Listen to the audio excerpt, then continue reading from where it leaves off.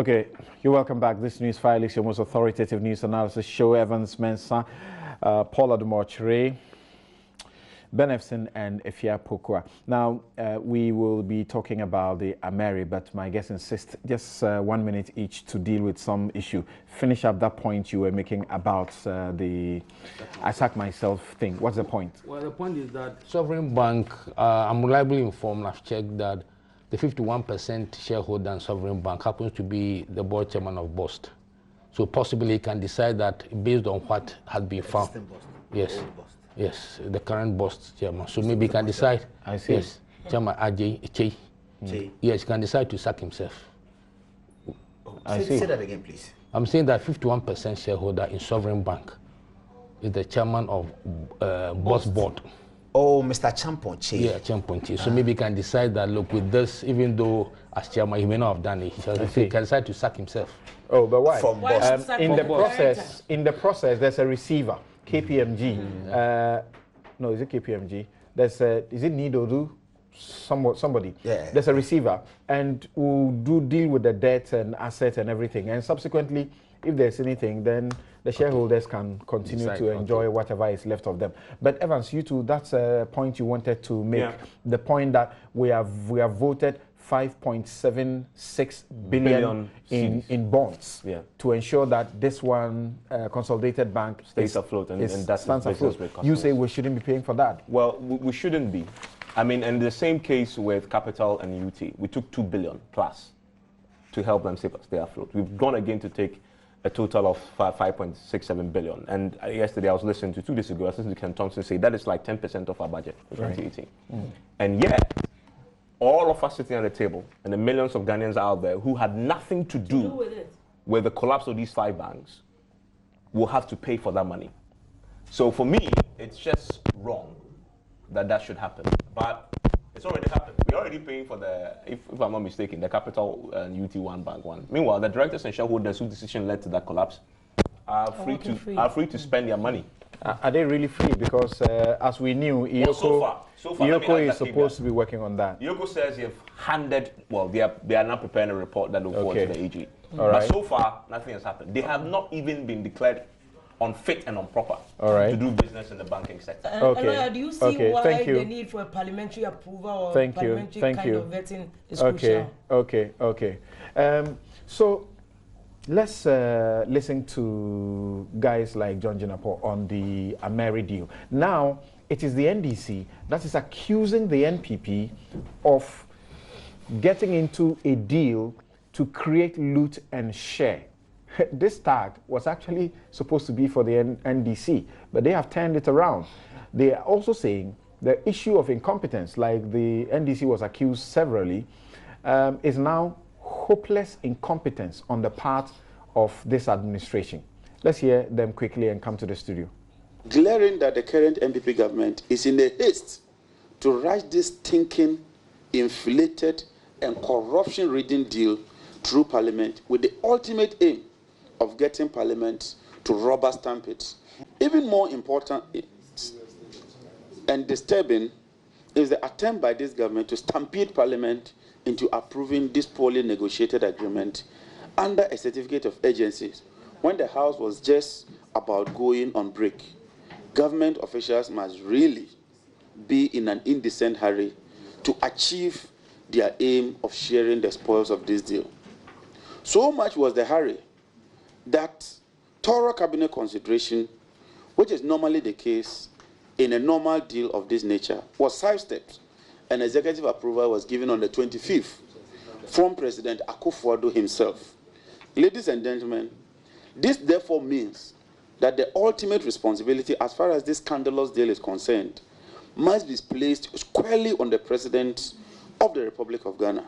President Akufo-Addo must be personally held liable and responsible for this scandal. The Minister of Energy couldn't have come here without approval from the President. And the President couldn't have given approval if he did not look into this.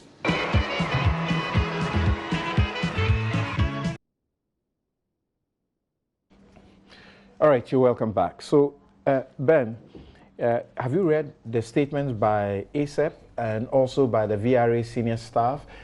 Looks like the first time where you have such, particularly the senior staff, come against government and say what you're doing is so wrong, stop it. Samson, I've never had interest in energy issues till now. And now continue to take proper interest because I have not did what? First, let me look at the governance angle. First, I must congratulate the president for being bold to admit he's been deceived. Because he appoints people, he trusts people to give him right information.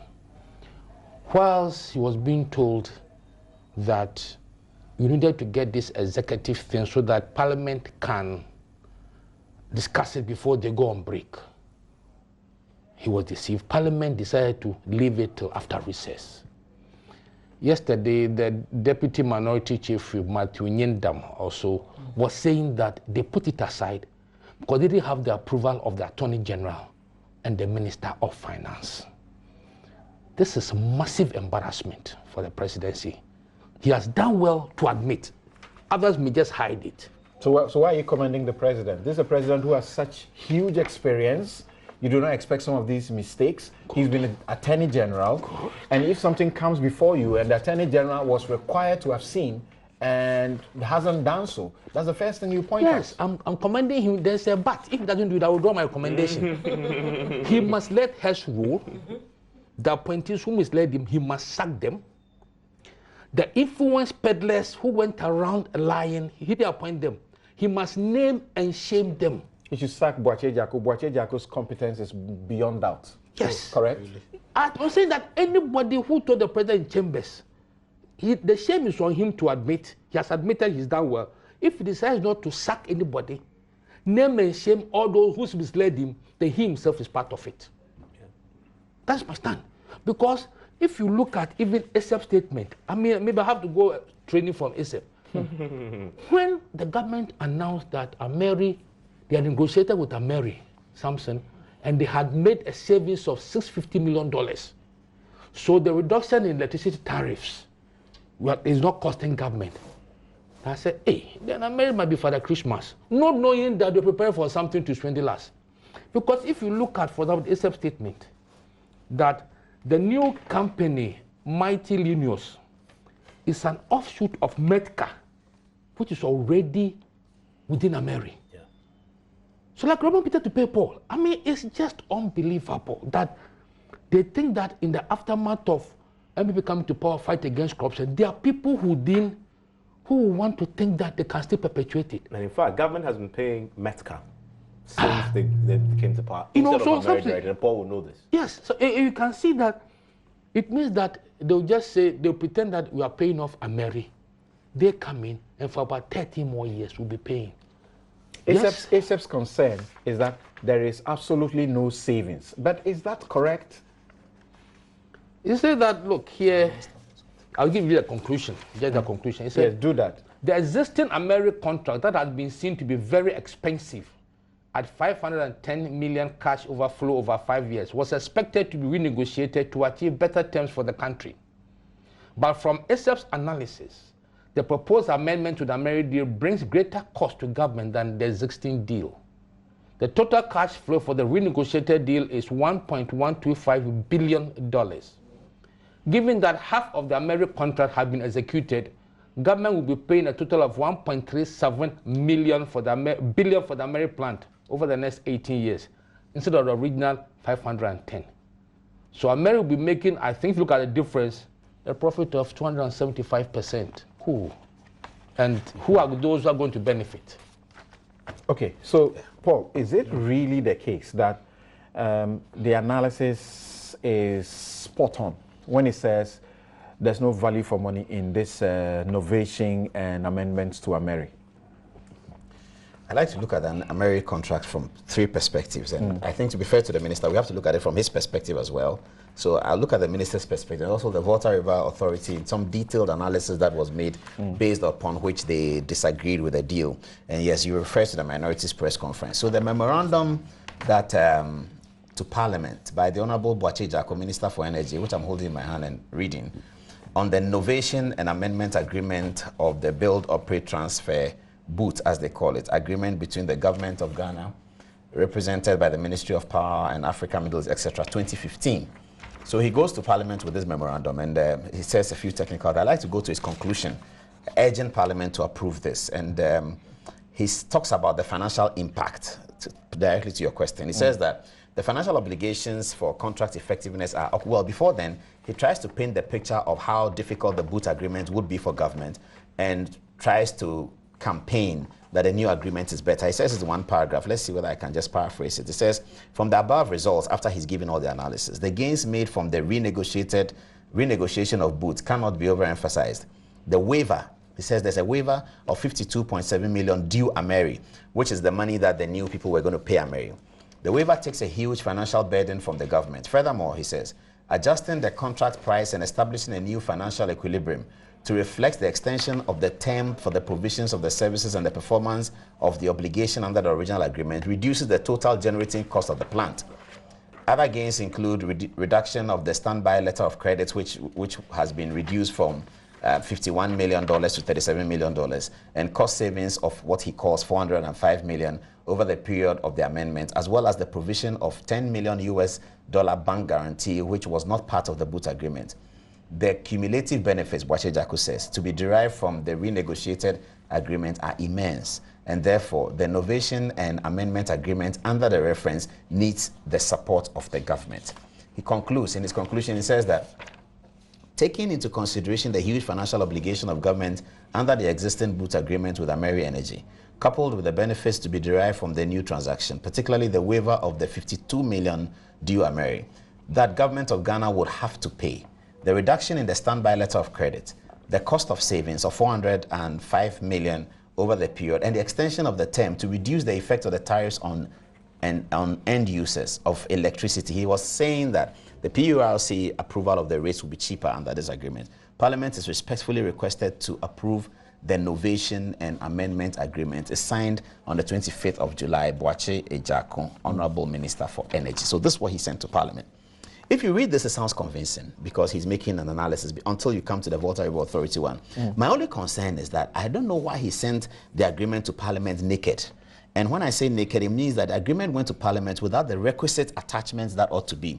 He says here, for instance, that he has done this work in consultation with certain departments, but he doesn't add any evidence of that to Parliament. That is where the curiosity begins. He says that during the renegotiations, the Ministry of Energy involved key stakeholders from the Ministry of Finance, the Office of the Attorney General, and the Minister for Justice, the Volta River Authority, and the Energy Commission, and external legal consultants. He says that in a memorandum, but the document that goes to Parliament, as Parliament has told us, didn't come with a Public Procurement Authority approval. Was he not simply referring to the committee led by Philip Addison that looked into AMERI and came to the conclusion that we had a bad deal?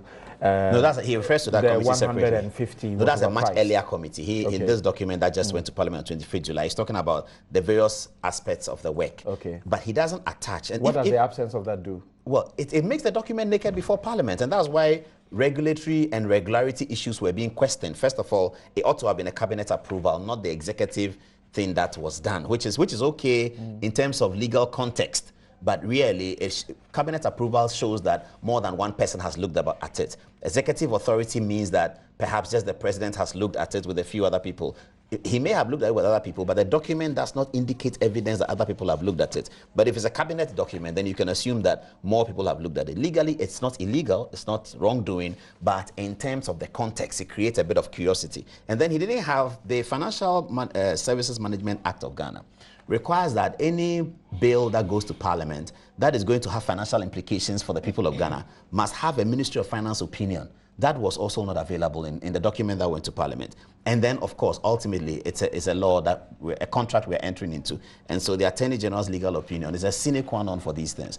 That also was not there. Sine qua non means prerequisite. Yes. Okay. So it's a prerequisite for these things. And so he didn't, that didn't happen. So it makes the document naked before Parliament, and it will be a reason why Parliament will not even consider died. Okay. My concern is that having expressed himself so brilliantly in his memorandum in terms of articulating why this is important, I'm wondering why he didn't sort of obey the rules there. Let me come to the VRA document there. Yes, and do that in 2 minutes. Very quickly.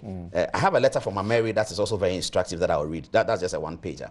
Now, VRA, he says, were consulted. And VRA have a document here where they are saying it's signed by the Chief Executive, Emmanuel Enchidakwa, and is dated July the 11th. It says reference is made to the discussion between the VRA and the head of Revenue Management, Ministry of Energy, etc. We have carried out an economic dispatch and financial analysis of the extension of the AMERI boot agreement and present the attached report for your consideration. The report is exhaustive, but I'd like to read just one part of it where it is talking about the future of the AMERI plant. And it's very, very instructive. It says on one of the pages that the AMERI power plant, by virtue of its proximity to indigenous natural gas sources, is expected to operate at a utilization of 87% in 2018. This would, however, be reduced significantly when the car power batch, which is 450 megawatts, is moved as planned from Tema to Takoradi to make use of up to 900 mm of gas, of natural gas, that will be available in the West. Additionally, Sen Power is going to produce 660 megawatts of power. And then he goes on to say the Amandi power plant will produce 190 and is expected to operate from 2019. Along with these combined cycle plants in the Takoradi enclave, the availability of other plants will result in the AMERI plant playing only a contingency role in the utilization of natural gas, in particular from the Jubilee field. That's very instructive. VRA is saying that, in fact, AMERI is your spare tire. Because when we have put all of these things together, when all these power plants have come together, AMERI will be applied only for contingency measures. AMERI is applied when we are in trouble. I think that when I read this, the first thing that came to my mind is that I have to commend Kofi Boah and his team.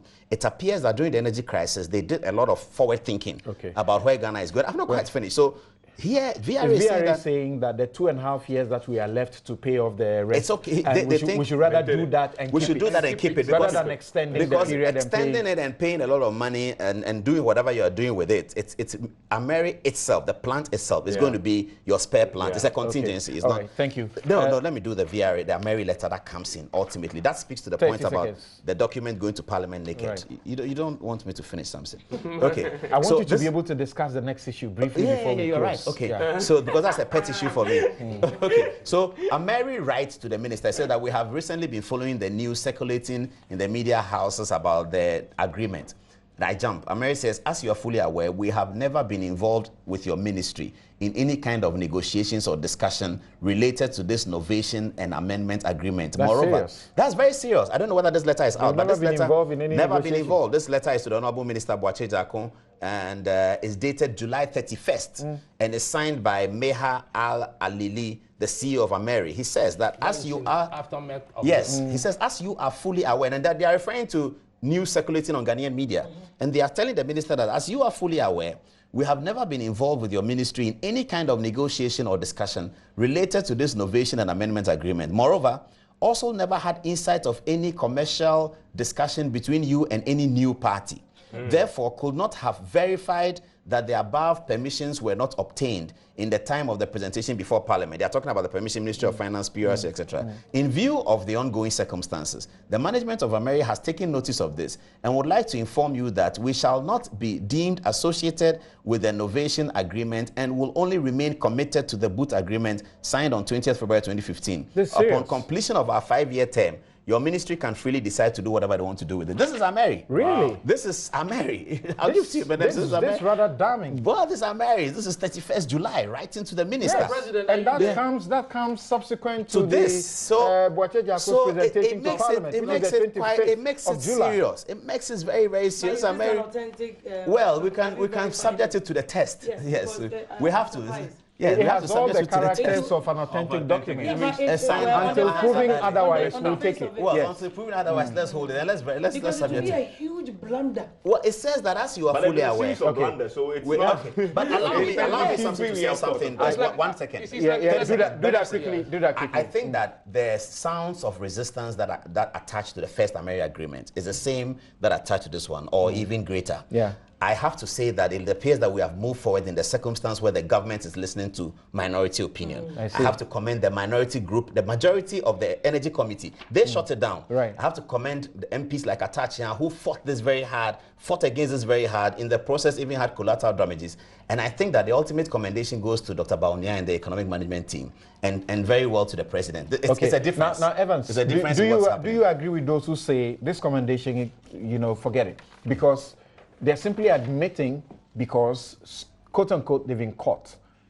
No, but Samson, if you compare let's listen to you. That's the question. I agree that, of course, we understand that there was an executive approval, was it not? Yeah, there was. Paul, there was an executive approval. There was. Now, if there was an executive approval, what was the basis for that approval? Exactly. And then at what point did whoever gave that approval realize that he's been deceived? But I guess the honorable thing to do, and that is why I agree that we should applaud the president. When you recognize that you've done a mistake, you do not dig your grave further. If you find yourself in a pit digging, you don't continue digging. You stop and you jump out, which appears what the president had done. But I go with Uncle Ben's thoughts on this, that having done that sanction, to deceive the president is a big deal. Deceit is a criminal offense. And for such deceit of public officer. Yeah. The president is the highest we public should officer. not underestimate that. Offense. You see, and from this document that Paul has, yes, Samson, from this document. the minister's document. Okay. Yes, minister's document. You see that July 25th, Yeah.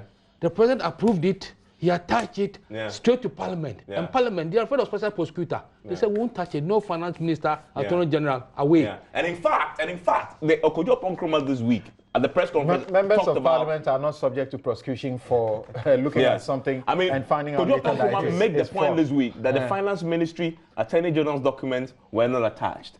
Meanwhile, from what Paul read, the minister himself had said that they had consulted them. But he didn't attach it. But that is the point. That doesn't mean what makes it even serious. If you consulted them and you wrote that to Parliament, where is their advice and their bid to it? And so for me, it is such a serious matter, particularly to the point where we are learning that the executive president was deceived. It's such. Cabinet meeting was held on Thursday. I don't know if Paul has any details about what has happened. Apparently the entire cabinet was against it, and Mr. Boachi was given a roasting. I mean, that's what I know from the cabinet meeting. But Samson, I'm saying that if you look at the old administration, this administration, this one is listening to the sounds of minority, and I think we have to commend them. Yes, but you've made the point, but that's where I ask the question, whether or not we are running away because we have been caught. We cannot give any commendation to anybody under this. This is a serious offense. Yeah. This is a but the noises we're making now, the sounds we're making now, we made it in the first AMERI. Nobody listened to us. That's why we ought to learn. That's why we ought to. Exactly. The energy crisis was one of the key reasons why NDC lost this election. True. And we were assured that the right thing would be done, especially Ejako, personally, on all his media interaction. He gave the impression that he had the expertise, he had the capacity, he had integrity, which is key for me. Integrity. Sorry. Evans was whispering. Yeah. You were whispering. What was it? I honestly do not think that the energy minister will survive this. You don't think he will survive? I don't think he will survive. But should he survive something like this? Okay. No, I mean, I think he's a very intelligent man. So you guys are at Adidem that he should be sacked? No, he should sack himself. He should sack himself. Okay. I'm saying I do not agree with Paul. Paul understands the political undertones of this matter. And that is one of the reasons why Paul is saying, oh yeah, he should talk in that. You know the factionalism issue in MPP.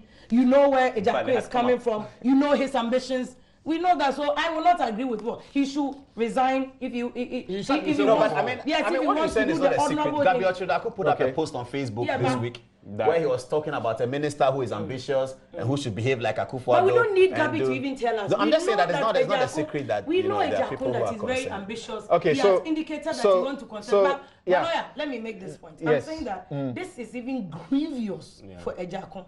A grievous offense for Ejako to commit lie to the president. Because you say that no, it's not even just lying to the the president is the seat of public officer. Okay, so these It are is a your criminal presumptions. offense. No, These are your presumptions. They are That is why rebuttable something- by they are Ejaku when you say rebuttable. he lied. Yeah, he needs. Okay, I'm not we- saying he we lied. take a break. That's why I've never used the Right. term he lied. Okay, so- I'm saying Okay, that a key represent party it. to the agreement.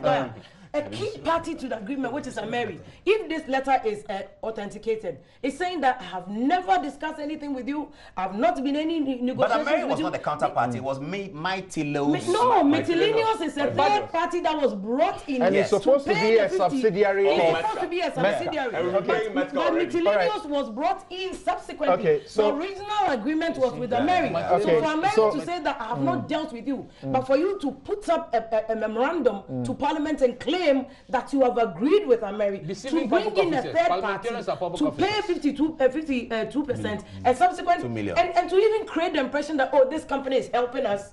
So they are lifting the All right, financial burden off so of we government. we This take a is the break. seat of We public take a break. When we return, And we for its own integrity. we will focus the little time left on the happenings, the mudslinging that's begun in the NDC party. And this month of August, you're going to have this unhindered, frank talking on Newsfile.